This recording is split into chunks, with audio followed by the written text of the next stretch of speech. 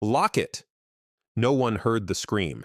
Not because it wasn't loud, but because the base was trained to ignore noise. At Fort Graystone, silence was survival. Doors slammed, boots echoed, men shouted, machines hummed, and when a woman screamed in a concrete bathroom at 0217 hours, it blended perfectly into the night. The security camera above the hallway blinked once, then went black. The rain had started an hour earlier, thin and sharp, slicing across the floodlights like needles. It soaked the parade ground, turned the asphalt black, and pooled along the edges of the motor pool. The kind of rain that made everything quieter, heavier. Inside Bravo Wing, Lieutenant Maya Rourke adjusted the strap of her sidearm and kept walking. She didn't rush. She didn't look back. That was the first thing they noticed about her. Maya was young, 26, but not soft. West Point had carved the hesitation out of her early. 2 deployments later, she carried herself like someone who had already buried fear somewhere deep and locked it away. She had been assigned to Fort Graystone only 3 months earlier, a secure joint operations installation that officially didn't exist. Unofficially, it housed intelligence detachments, special operations staging units, and one of the most classified SEAL teams on the East Coast. She wasn't supposed to be here long. Paperwork, oversight, logistics review, temporary. That's what they always said. As she passed the admin corridor, 2 enlisted men leaned against a vending machine. Their laughter stopped when she walked by. One of them muttered something under his breath. She didn't acknowledge it. She never did. But tonight felt wrong. It had felt wrong since the briefing. At 0100 hours, base operations had received an anonymous internal alert. Unauthorized personnel movement near Bravo Wing Utilities corridor. No names, no badge IDs, no follow-up. It should have triggered a lockdown. Instead, it was quietly downgraded. Someone higher up had buried it. Maya knew because she'd seen the digital trail.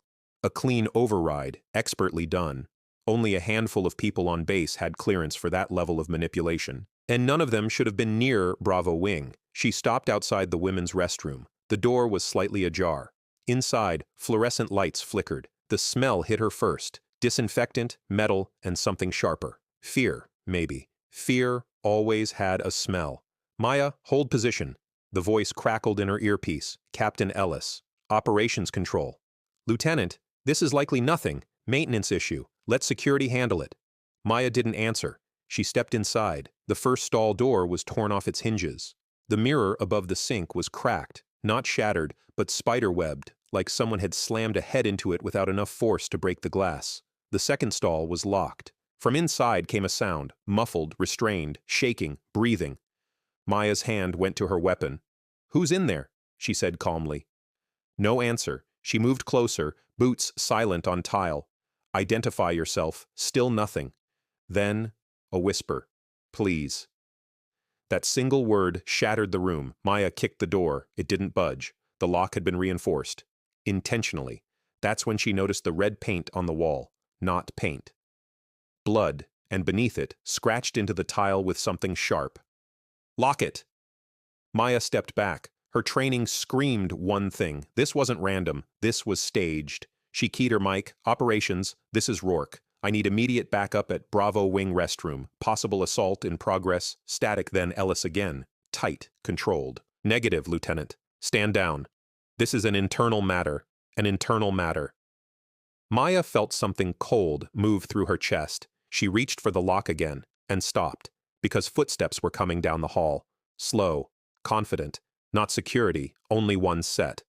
She turned. The man stepped into the doorway without urgency, without weapon drawn. He wore civilian clothes under a rain-darkened jacket. No rank, no insignia, but she recognized the posture instantly. Navy SEAL. Not just any SEAL. Chief Petty Officer Daniel Cross. Ghost Team.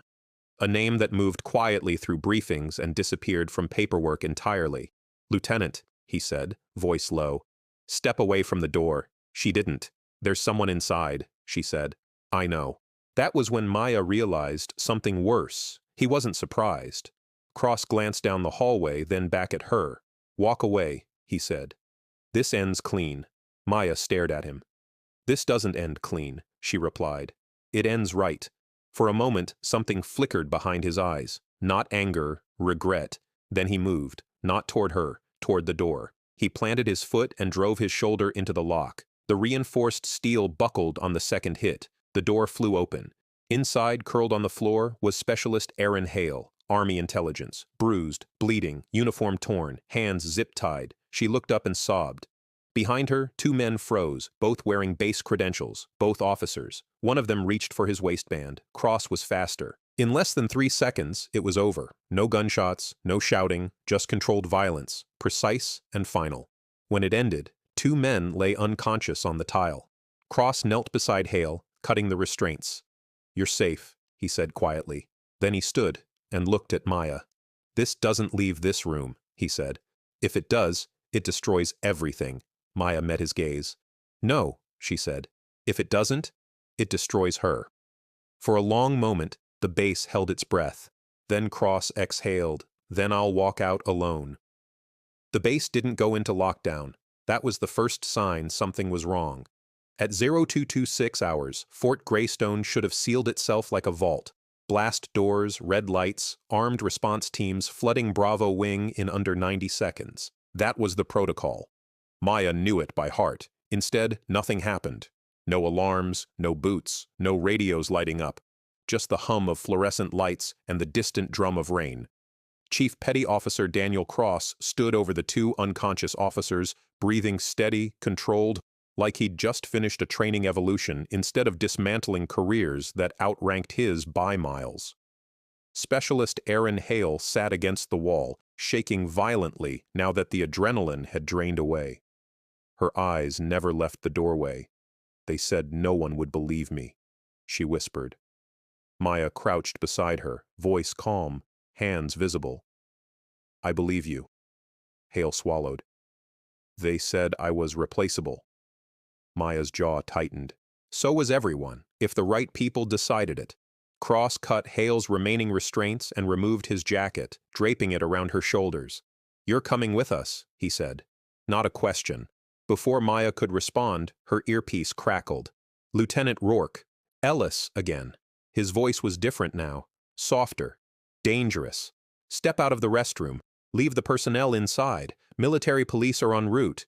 Maya looked at the hallway. Still empty. "ETA?" she asked. A pause. "Stand down, Lieutenant." Cross met her eyes. A silent exchange passed between them. Something unspoken, but understood. This was the moment, not the violence, not the rescue. "This." Maya pressed her mic. "Negative, Captain.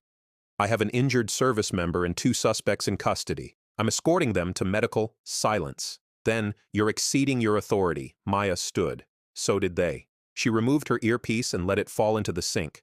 Cross almost smiled. They moved fast, not running, but purposeful. Maya led, Cross flanked. Hale stayed between them, gripping the jacket like it was the only thing keeping her upright. The corridors were unnaturally quiet, too quiet. Every corner felt watched. As they passed the admin wing, Maya caught movement behind a tinted office window. Someone standing still, pretending not to see. They knew. By the time they reached the medical annex, the lights were on, but no staff emerged. That was the second sign. "Stay here," Maya told Hale gently. "Don't move." Hale nodded, eyes glassy. Maya turned to Cross. "You want to explain why two officers thought they could do that inside a secure facility?" Cross leaned against the wall, arms crossed. "Because no one ever stopped them." That answer sat heavy between them. "They weren't alone," he continued. "There's a rotation. They target junior intel, analysts, linguists, people with access and no power." Maya stared at him. "And command?" Cross's eyes hardened. "Command knows." The words landed like a blow. "You walked in there knowing this would happen," Maya said quietly. "Yes, and you let it keep happening." "No," Cross replied. "I watched, I collected, I waited. For what? For proof no one could bury." Maya looked back at Hale through the glass. "You waited too long." Cross didn't argue. That was the third sign. At 0400 hours, Maya was ordered to report to conference room C. No explanation, no advocate, no delay. She entered alone. The room was windowless, lit by a single overhead panel. 3 officers sat at the table. Colonel Haskins, Lieutenant Colonel Avery, Captain Ellis, No MP, no JAG unofficial Lieutenant Rourke, Haskins said, steepling his fingers. Sit, she didn't. With respect, sir, am I being charged with something? Ellis shifted. No, Haskins said. But you are being corrected. Avery slid a tablet across the table. On the screen, a surveillance still. Maya entering the restroom. Timestamp missing. You disobeyed a direct order, Haskins continued. Interfered with an internal investigation and involved an unauthorized naval asset. An assault was in progress, Maya said. On U.S. soil, Avery leaned forward. There was no assault. Maya felt her pulse spike, but her voice stayed steady. There's a medical report, injuries, DNA. Haskins smiled faintly. There is no report. The specialist has been transferred. Her file is sealed, and the officers you detained were conducting a classified interrogation. That word again, classified. Maya realized then that this wasn't about discipline, it was about containment. Lieutenant, Ellis said softly, almost kindly, you're new here. You don't understand how fragile certain operations are. Maya looked him in the eye.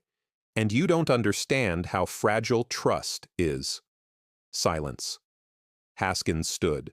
You have two options, he said. You retract your statement and accept reassignment, or you persist, and we begin questioning your judgment. Maya thought of Aaron Hale, of the word scratched into tile. Lock it. She straightened. I won't retract the truth.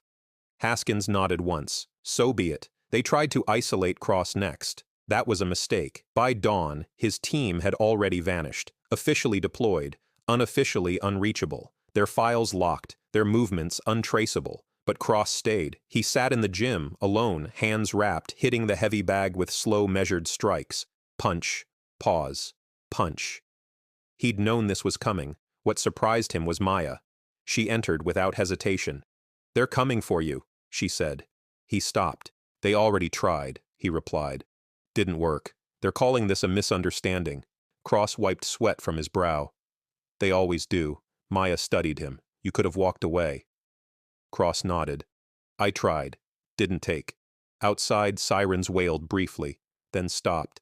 The base was awake now and watching. Daniel Cross had learned silence the hard way. Not the quiet of discipline or patience, but the kind that settles in your chest after you've seen something wrong and chosen to survive it instead of fight it. He hadn't always been that way, before Ghost Team, before Fort Graystone, before the nights where sleep came in fragments and faces never stayed gone. The dust in Kandahar tasted like copper and heat. It stuck to sweat, clogged lungs, coated everything, even memory. Cross had been younger then, louder, faster to laugh. They'd called him Rook back then, new, eager, untested. The girl's name was Lena Morales, Army linguist, 23. Brilliant, quiet. She'd reported harassment by a contractor attached to their task force, high connections, untouchable. The report vanished. 2 weeks later, Lena was found dead outside the wire. Official cause, wrong place, wrong time. Cross knew better. He'd seen her the night before, shaking, asking if anyone would believe her. He'd told her to file the report. I'll watch your six, he'd said. He hadn't. That was the night Cross learned what silence really cost.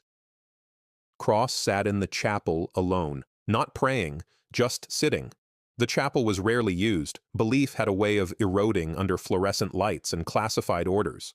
But Cross liked the stillness. No cameras, no chatter. He heard footsteps. Maya didn't ask permission. She sat 2 pews behind him. They pulled Hale's digital footprint, she said. Every message she ever sent. They're building a narrative. Cross nodded. They'll call her unstable. They already are. Cross closed his eyes. Same playbook. Maya hesitated. You've seen this before. Cross exhaled slowly. Too many times. She waited, so he told her. About Kandahar, about Lena, about the report that went nowhere. I didn't testify, he said. I told myself I was protecting my team, the mission, the bigger picture. Maya leaned forward. And the bigger picture buried her. Silence filled the chapel. Maya finally spoke. That's why you stayed. Yes. To stop it. No, Cross corrected. To make sure when it happened again, I'd be ready. Cross hadn't waited idle. For years, he'd collected fragments, medical logs that didn't add up, reassignment orders that came too fast, disciplinary notes quietly erased. Patterns. He never shared them, not until now.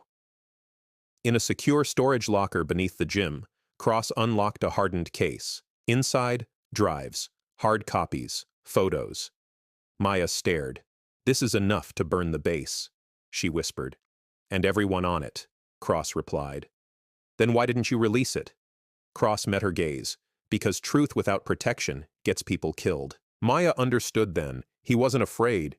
He was careful. "Who do you trust?" she asked. Cross paused. "You." That landed heavier than any metal. They came for Maya harder after that. Her access revoked, her evaluations flagged, a whispered suggestion of emotional involvement. Ellis confronted her in the corridor. "You're ruining your career," he said. Maya didn't slow. "Then it wasn't worth much. They'll crush you. Then let them try." Ellis stopped walking. "You think you're different?" he snapped. "You think the uniform protects you?" Maya turned. "No," she said. "I think it demands something." Ellis had no answer. That night, Cross stood on the edge of the flight line, rain misting his face, helicopters idling in the distance. Ghost Team was scheduled to deploy at 600. Once airborne, the evidence would vanish with him, safe but silent. Maya joined him. "You're leaving," she said. "Yes. And Hale?" "She'll disappear into medical retirement." Maya swallowed. "This doesn't end it." Cross stared at the horizon. "No, but it keeps them alive." Maya stepped closer. "Not good enough." Cross turned. "You want to burn it down? I want it exposed." Cross shook his head. "You don't survive that." Maya met his eyes. Neither did Lena. The name hit him like a strike. He closed his eyes. For the first time in years, Cross felt the weight lift, just enough to breathe. "All right," he said quietly. "Then we do it right."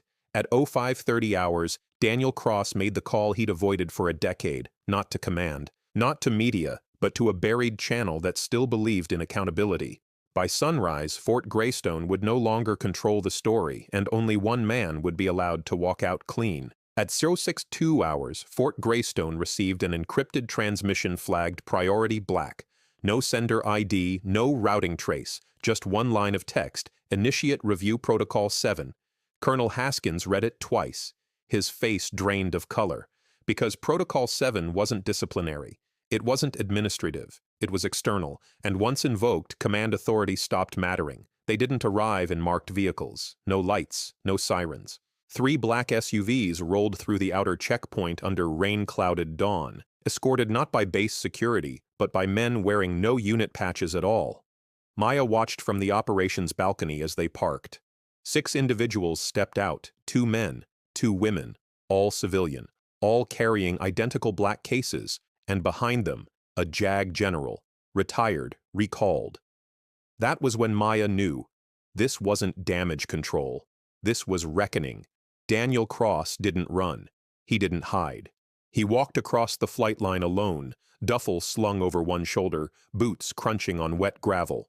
Ghost Team had already lifted off. Orders changed mid-prep. They hadn't asked questions. They trusted him. As Cross approached the admin building, armed MPs stepped into his path. "Chief," one said nervously. "We have orders." Cross held up a single finger. "Not threatening. Final." A voice came from behind them. "Stand down." The retired JAG general stepped forward. "Chief Petty Officer Cross is under my protection." The MPs stepped aside instantly. Cross didn't react. But something inside him settled. For the first time in 10 years, he wasn't alone in the room. Conference Room C had been cleared. Same table, same chairs, different power. Colonel Haskins sat rigid, hands folded too tightly. Ellis avoided eye contact entirely. Avery stared straight ahead, jaw clenched. Maya stood at the far wall, not seated, not dismissed, observing. The civilians opened their cases. Inside, drives, documents, photos. Cross recognized everyone. One of the women spoke. "We have corroborated Chief Cross's materials with independent records from 3 commands, 2 deployments, and 1 contractor registry." She turned a page. "This is no longer an allegation. It is a pattern." Haskins tried to speak. "Colonel," the JAG general cut in calmly, You are relieved of command authority pending investigation. Haskins froze. That's not possible. It already happened. Ellis finally broke. This is classified and criminal, the other civilian said flatly. Avery's face cracked. You don't understand the pressure. The woman looked up. We understand it perfectly. That's why you won't be wearing that uniform again. Silence swallowed the room. They didn't bring Erin Hale in. They didn't need to. Her medical scans spoke clearly, so did her voice, recorded, protected, undeniable. When her testimony played, Maya watched Ellis shrink with every word. When the recording ended, the JAG general turned to Maya, Lieutenant Rourke. She straightened. Did anyone instruct you to stand down? Yes, sir. Did you? No, sir. Why not? Maya answered without pause. Because the uniform doesn't excuse harm. It forbids it. The general nodded once. That will be all. Maya felt something loosen in her chest that she hadn't realized was locked. There was no public trial, no press conference, no headlines. There never were. But by noon, 2 officers were detained under federal authority, 1 command was dissolved, 3 contractors lost clearance permanently. Fort Graystone's leadership was replaced quietly, efficiently, irreversibly. Justice didn't arrive screaming. It arrived with signatures and sealed doors. At 14:30 hours, Daniel Cross exited the admin building alone. No cuffs, no escort, no salute. Just a folded set of orders in his hand. Administrative separation, honorable, effective immediately. Maya waited outside. They stood there for a moment, rain finally easing.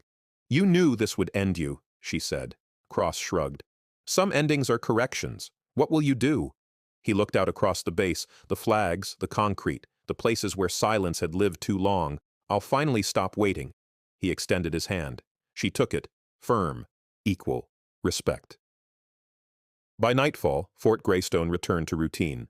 But everyone who worked there felt it. The walls hadn't changed, the rules hadn't changed, but something else had. The silence no longer felt safe. 3 months after Fort Graystone, the bathroom was renovated. New tile, new locks, new paint, no plaque, no record, just a clean room where something terrible had once happened and failed. Specialist Erin Hale never returned to the base. Officially, she was medically retired. Unofficially, she was given something rarer than justice in the military system: protection, a new life, a sealed record, a chance to breathe without looking over her shoulder. On her last night at Graystone, she left a note in Maya Rourke's inbox. Thank you for opening the door. Maya read it twice. Then she archived it. Some words were meant to stay close. Lieutenant Maya Rourke was reassigned, not punished, not promoted, observed. Her performance reviews became shorter, cleaner, harder to read between the lines. She noticed changes. Men who used to laugh too loudly fell quiet when she passed. Junior soldiers stood a little straighter. A few officers wouldn't meet her eyes at all. But something else happened, too. People started knocking on her door. Small things at first. Questions, concerns, things that had never seemed important enough before. Maya listened. She didn't promise outcomes. She promised honesty. That was enough. 6 months later, she was asked to stay. Not officially, but unmistakably. Daniel Cross rented a small place near the coast. No base, no gates, no clearance badge, just the ocean and a gym that didn't know his name. He trained kids sometimes. Discipline, respect, how to fall without breaking. No stories, no war talk. But on the wall above his bed hung one thing, a folded American flag, not from a funeral, from a handoff, given by a retired general who had looked him in the eye and said, "You did what the system couldn't." Cross didn't frame it. He didn't need to. The incident report was sealed, but stories have a way of escaping. They traveled the way rumors always did in uniform, whispered in motor pools, passed between bunks, shared in glances instead of words. Did you hear? They dragged her into the bathroom, and then, minutes later, only one Navy SEAL walked out. The story changed with every telling. Some said Cross broke them. Some said he disappeared into the system. Some said he'd been erased.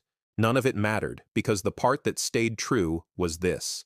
Someone opened the door, someone stayed, and someone paid the price so others wouldn't have to. A year later, Maya stood alone on the flight line at sunset. The rain was gone. The base felt different now. Not safer, but awake. She thought of Cross sometimes, not as a hero, but as a reminder. That courage wasn't loud. It didn't wear medals. It didn't always survive intact, but it left marks, and marks changed things. As the sun dipped behind the hangars, Maya turned and walked back inside. The door closed behind her. This time, it didn't lock. Strength is not measured by what you can destroy, but by what you refuse to ignore. In uniform or out of it, honor lives in the moment you choose to act, even when the cost is everything you've earned.